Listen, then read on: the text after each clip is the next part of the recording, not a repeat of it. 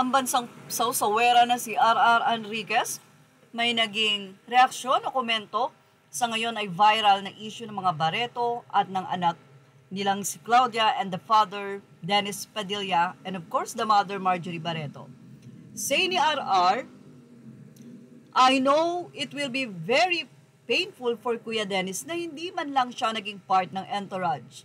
Napahiya siya bilang isang ama na dun siya bisita inilagay.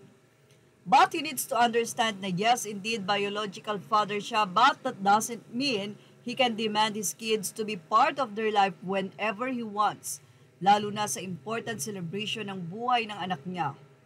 Since hindi naman na talaga siya part ng buhay nila growing up, wala siyang solid relationship bilang magtatay. Plus, yung humiliation na ginawa niya sa kids niya every time na pinupost niya ito sa social media.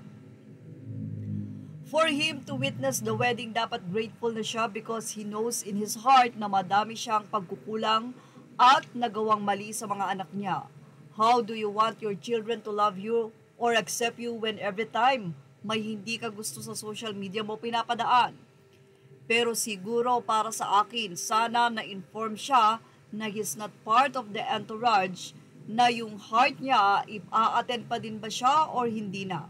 Masakit talaga yan para sa isang ama pero consequences yan ng mga pinaggagawa niya. Hindi palaging kayong mga magulang ang iintindihin at uunawain, lalo kung paulit-ulit niyong ipinapahiya at sinasaktan sa social media yung anak niyo.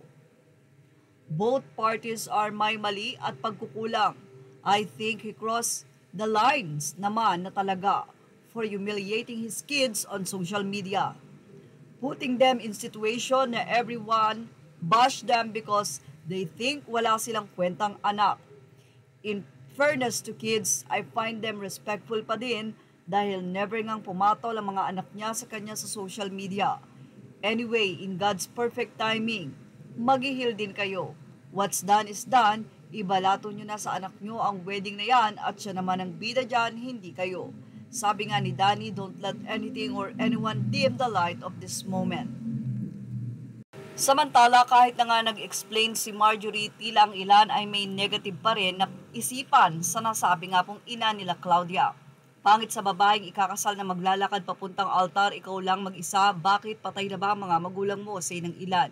Say naman ng isa, ang daming nega dito, tama naman si Marjorie na napanood ko lahat, kayong mga basher na hindi maganda, may mga family din kayo, di perpekto ang mga artista, lalo niya pinapasikat at lalo pa niyong pinapayaman kayo ang mga bashers na di magandang comment, inggit lang kayo kasi la kayong milyones na pera, hahaha.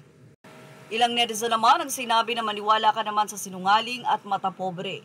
Napagtakpan nga niya ang pagbubuntis niya kay Recom habang nagsasama pa sila ni Dennis. Ang naniniwala kay Marjorie ay syunga. Aba, dyan ka mali, say naman ng isang netizen. Say naman ng isa, pati daw sariling ina ni Marjorie ay hindi inimbita. Anyway, ano ang masasay nyo sa naging reaksyon ni RR? Ilagay lang niyo opinion sa ating comment section. Images are all credit to the rightful owners. Thank you for watching. Showbiz Now.